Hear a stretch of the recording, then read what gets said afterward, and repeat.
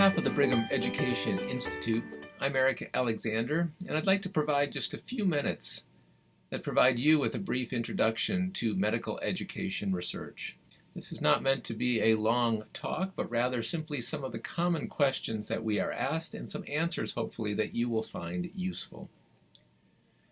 As we begin, the first discussion point is to bring forth this concept that medical education scholarship is growing.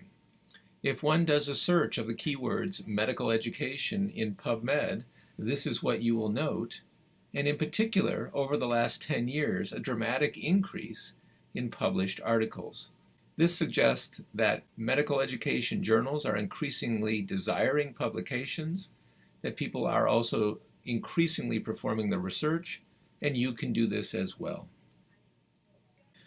But we're often asked, where is it that you can publish? What are the list of different medical education journals? And we've compiled a list here. This was in part taken by a recent article published in the Journal of Postgraduate Medicine. But this lists about 20 or 30 different indexed articles and journals that you can choose from. I particularly like, however, this table, which describes really 5 or 6 of the most commonly used medical education journals. You'll note from the top, Academic Medicine, and also then Biomed Central, Medical Education, the Journal of Surgery Education, Medical Education, Medical Teacher, and Teaching and Learning in Medicine as 6 of the most commonly used journals that are directly devoted to medical education itself. In this table, you'll also see a number of different numbers listed, and these represent impact factors. And if you're unaware of what a journal impact factor is, it is essentially a marker of the power and impact that journal has. This number reflects how often articles within the journal are referenced by other articles in separate journals over the course of time. The higher the impact factor, often we consider the higher quality of the article, the higher quality of the journal, and this also speaks towards the power of the article then you are publishing. I'll just highlight here 2 different journals. Academic Medicine has one of the highest impact factors within the medical education research space, as does the journal called Medical Education. All of these are considered good journals. Finally, it's important to note that your specialty journals also frequently accept medical education research, especially as it relates to that specific space.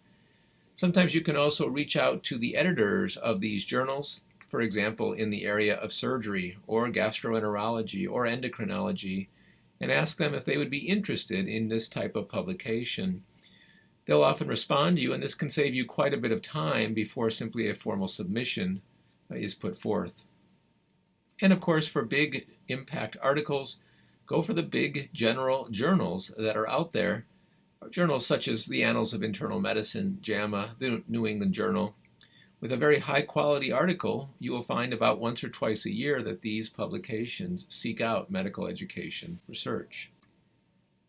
Here's a tip. I often recommend to anyone interested in education or medical education to choose 1 or 2 different medical education journals. Go to their website and sign up for notification of their newly published journals.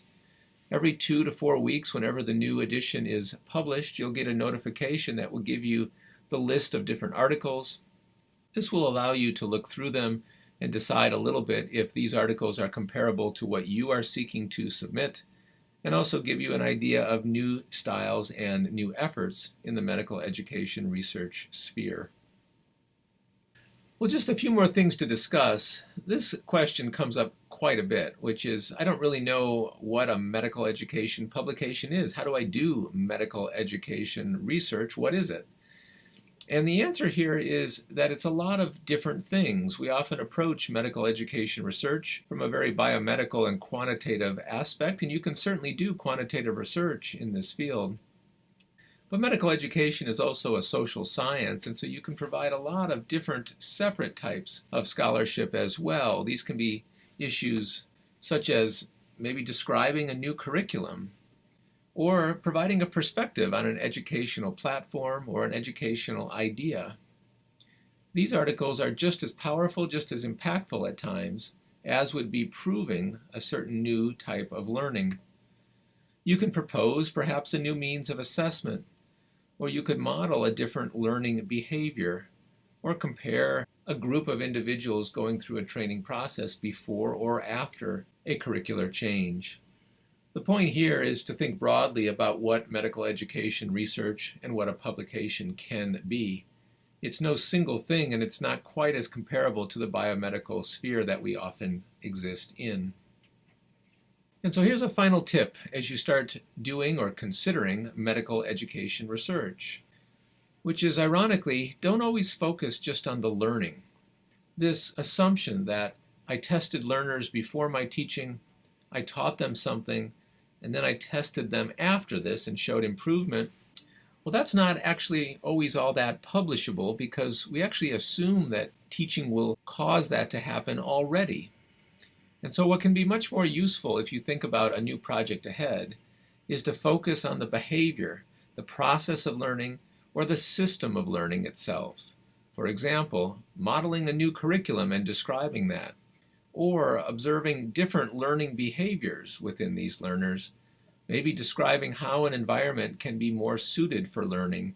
These types of approaches often are more successful in terms of achieving a truly publishable manuscript, as opposed to just showing that you taught something itself.